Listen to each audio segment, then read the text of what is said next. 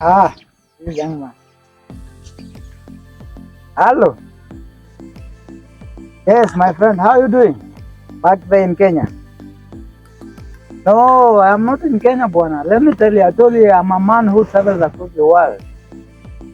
Yes, in fact, as we talk now, we speak now, I'm in China.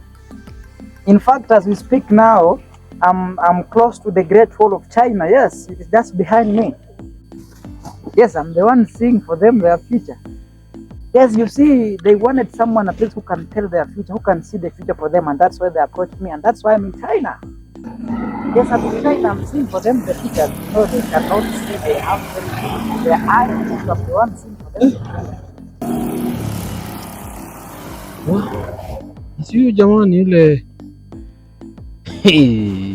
Huyu jamani mwenye nitoroka na pesa ya nyumba. Hai. Yaani kutafuta bwana.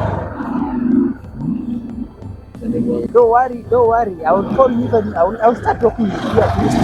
See this. You learn how to Yes. Okay. Mkosi. Yes, I'm in China. Wewe. Mkosi. Wait, I'm talking to sasa mko wewe. Yes, I'm in China. You see in China. Wacha China. Wacha upuzi. Unasema uko China wapi? Wewe. Ni wewe naongelesha bwana. Orele tu. Yes, you see, you know, in China we have people my friend. They like you see when they see someone like dunia ni kidogo. Dunia ni kidogo. Now I'm talking to serious people. Sasa serious people, mimi si serious. Yes, so watu udanganya watu kwa China. Zima simu bwana, zima simu. Okay, udanganya watu kwa China. Stop that. Let me finish with some street boy here on the street, then okay, sasa nimekuwa street boy. Okay man. Sasa nimekuwa street boy. Okay man.